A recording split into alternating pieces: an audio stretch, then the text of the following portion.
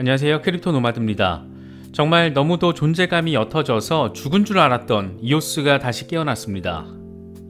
사실 연초부터 이오스와 관련된 소식들은 여럿 전해졌습니다. 이오스의 창업자 댄 라리머가 개발사였던 블록원에서 물러나고 이오스 네트워크 재단이 블록원이 이오스를 말아먹었다라면서 5조 원 규모의 손해배상 청구를 한다라고 하고, 그런 와중에 나름의 로드맵이 나오기도 하고, 사실 워낙 부정적인 소식들이 많아서 이오스 진짜 이렇게 끝나는 것 아니냐 이런 말들이 많이 나왔던 것도 어느 정도는 사실입니다. 그랬다가 최근 들어서 이오스에 대해서 어느 정도의 기대감을 불어넣은 이슈가 두 가지가 있었는데, 먼저 하나는 중국의 최대 통신사인 차이나 모바일이 이오스 기반의 BSN 얼라이언스 체인을 출시했다, 이런 소식이 전해졌습니다. 중국 공산당이 주도하는 블록체인 서비스 BSN, 이 블록체인 네트워크 서비스와 이오스는 파트너십 관계입니다. 또 다른 하나는, 그리고 결정적으로 이번에 이오스 시세를 폭등시킨 것은 테더의 공동 창업자 브록 피어스가 자신이 보유한 블록원 지분을 몽땅 이오스로 바꿨다라고 밝히면서 잠든 줄 알았던, 그냥 죽어버린 줄 알았던 이오스를 깨워서 폭등시켜버렸습니다. 사실 이오스는 원조 이더리움 킬러로 불리면서 이더리움의 단점을 보완하겠다라면서 출시된 프로젝트였습니다. 비전 자체가 당시에는 꽤 선명하다 보니까 몇 년 전까지만 하더라도 자금이 풍부한 프로젝트 가운데 하나로 꼽히기도 했습니다. 하지만 최근에는 개발자가 가장 많이 떨어져 나간 프로젝트에 이름을 올릴 정도로 모양새를 구겼던 그런 프로젝트이기도 합니다. 어쨌든 암호화폐 업계의 거물 가운데 한 명으로 꼽히는 브록 피어스가 이오스와 한 배를 탔다라는 소식을 통해서 이오스는 다시금 시장의 주목도를 이끌어내고 있습니다. 과연 다시 $10 돌파를 이뤄내면서 살아있음을 내보일 수 있을지, 이렇게 단기적으로 잠깐 급등 좀 하다가 다시 이전의 흐물흐물한 모습으로 돌아가게 될지 여러모로 관심사가 되고 있습니다. 이번 영상에서는 이오스의 현재와 비전에 대해서 분석해보는 시간 갖도록 하겠습니다. 본격적인 시작에 앞서서 좋아요와 구독, 또 알림 설정 꼭 부탁드리겠습니다. 영상 제작에 아주 큰 도움 된다는 말씀 함께 드립니다. 그럼 시작하겠습니다. 진짜 죽은 줄 알았던 이오스의 생명력을 불어넣은 것은 다름 아닌 테더의 공동 창업자 브록 피어스였습니다. 한때 아역배우 출신의 영화배우, 지금은 테더의 공동 창업자이자 암호화폐 업계에서 가장 부유한 인물 가운데 한 명으로 꼽히는 인물, 비트코인이 내년에 $20만 달러에 도달할 것이라고 주장하고 있는 비트코인 맥시멀리스트, 그가 이오스 살리기에 나선 겁니다. 브록 피어스는 자신의 트위터를 통해서 블록원 보유 지분을 모두 이오스 토큰으로 바꿨다. 나는 이오스 커뮤니티와 같은 배를 탔다. 이겨도 이오스 커뮤니티와 같이 이기고 저도 이오스 커뮤니티와 같이 진다, 이렇게 말했습니다. 말 자체는 꽤나 멋있는 것 같습니다. 앞서 그는 블록원과 함께 이오스 생태계 지원 펀드 헬리오스를 출범하기도 했을 정도로 예전부터 이오스 프로젝트에 상당한 관심, 공을 들였던 인물입니다. 업계의 거물이 이오스와 한 배를 탔다라고 직접 밝히면서 이오스 시세는 당장 꿈틀거렸고, 지난 1년 동안 겪은 어마어마한 손실을 만회하면서 중요 수준으로 지목된 $3를 일시적으로 돌파해내는 모습까지 보였습니다. 다 죽은 줄 알았던 코인계의 사생아 이오스가 다시 살아나는 모습을 보였던 그런 순간이었습니다. 사실 이오스는 원조 이더리움 킬러로서 몇 년 전까지만 해도 상당히 주목받은 프로젝트였고, 그래서 자금 조달도 잘 됐고 자금이 풍부한 프로젝트 가운데 하나로 꼽히곤 했습니다. 하지만 개발사 블록원과 이오스 커뮤니티가 갈등을 빚으면서 책임 공방이 이어졌고, 왜 이오스가 이따구로 됐냐, 이런 걸 놓고 개발사가 제대로 일 안 하는 거 아니냐, 이런 걸로 갈등을 빚게 된 겁니다. 급기야 지난 2월에는 이오스 네트워크 재단이 블록원을 상대로 5조 원 규모의 손해배상 청구 준비에 나서면서 시장을 놀라게 만들기도 했습니다. 당시 이오스 네트워크 재단의 이브라로스 이사는 이오스 개발사 블록원은 이오스의 약속을 위반한 책임이 있다. 우리는 $41억 규모의 손해배상 청구를 위해서 가능한 모든 법적 수단을 검토하고 있다. $40억 규모의 탈중앙화 자율 조직 다오가 곧 나올 것이다, 이렇게 밝혔습니다.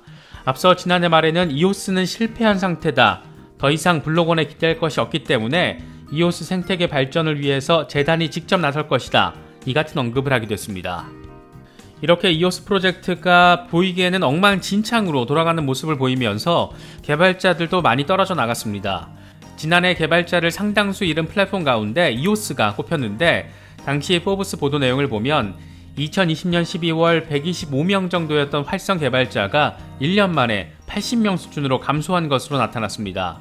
테라, 솔라나 등의 주요 프로젝트들의 개발자 수가 엄청 큰 폭으로 증가한 것과 비교했을 때 확연히 대비됐던 부분입니다. 이렇게 재단과 개발사가 갈등을 빚는 상황이 빚어질 때 이오스의 창시자 댄 라리먼은 아예 블로건을 떠난 뒤에 이오스 커뮤니티 구축에 나서는 모습을 보였습니다. 올해 초에는 적극적으로 이오스 로드맵을 제시하는 모습을 보였었고, 그러면서 2017년 시작된 이오스의 비전을 프랙탈리 다오로 구현하겠다 이렇게 밝히기도 했습니다. 그는 프랙탈리 다오라는 탈중앙화 자율 조직을 통해서 이오스의 재건을 이뤄내겠다라는 의지를 적극적으로 피력했지만, 그럼에도 불구하고 이오스 시세는 거의 꿈쩍도 하지 않았습니다. 사실 이오스는 브로피어스 같은 거물이 관심을 갖고 돈을 때려박을 만큼의 잠재력을 가지고 있는 프로젝트라고 볼 부분은 상당히 많습니다. 우선적으로 이오스는 중국 공산당이 나서서 국가 주도로 생태계를 확장시키고 있는, 그러니까 블록체인 생태계를 확장시키고 있는 블록체인 프로젝트 BSN의 파트너사입니다.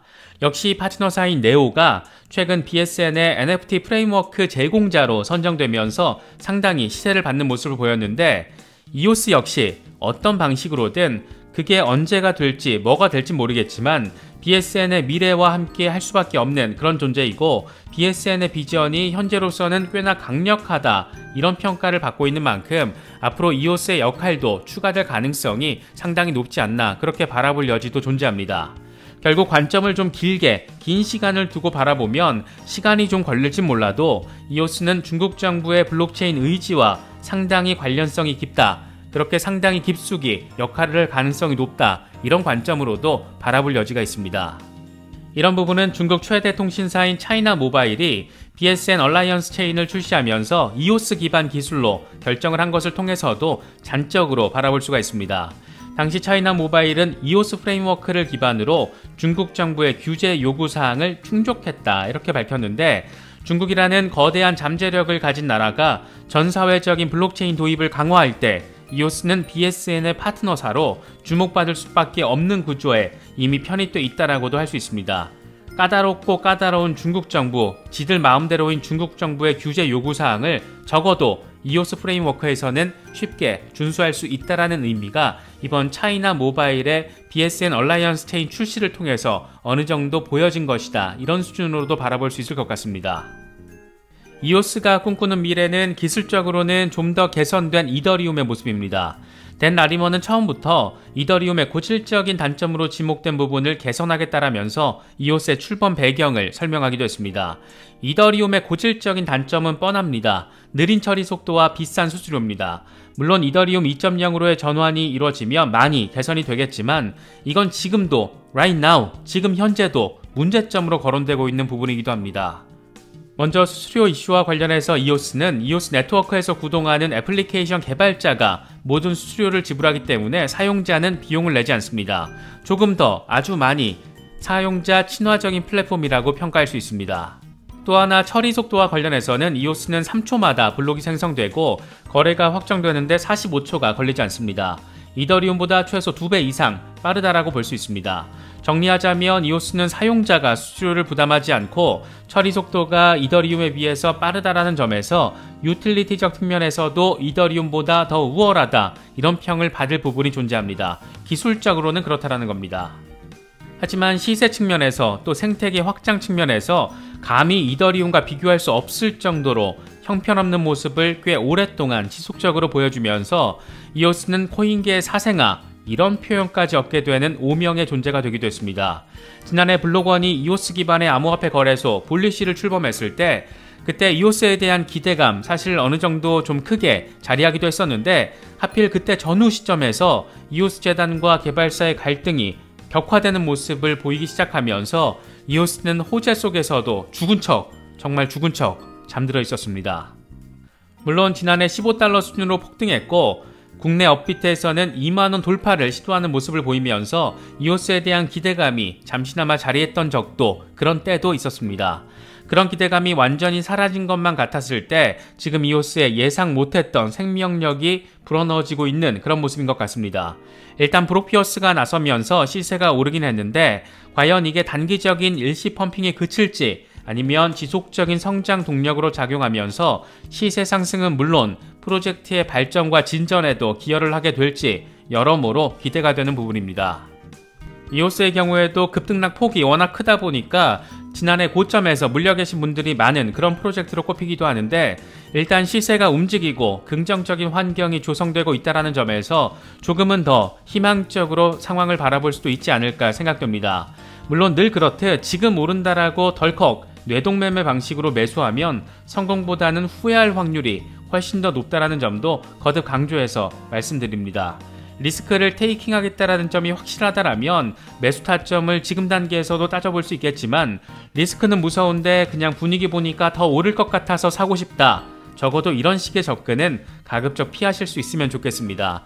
일단 급등세를 한번 보였기 때문에 눌림목이 왔을 때 그때 즈음에서 차트의 흐름을 보고 진입 시점을 고려하시는 것도 하나의 방법이 될 수 있을 것 같습니다.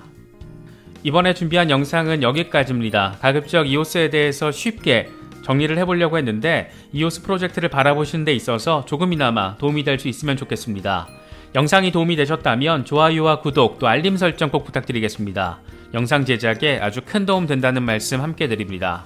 언제나 성투하시기를 기원하겠습니다. 시청해주셔서 감사합니다. 지금까지 크립토 노마디였습니다.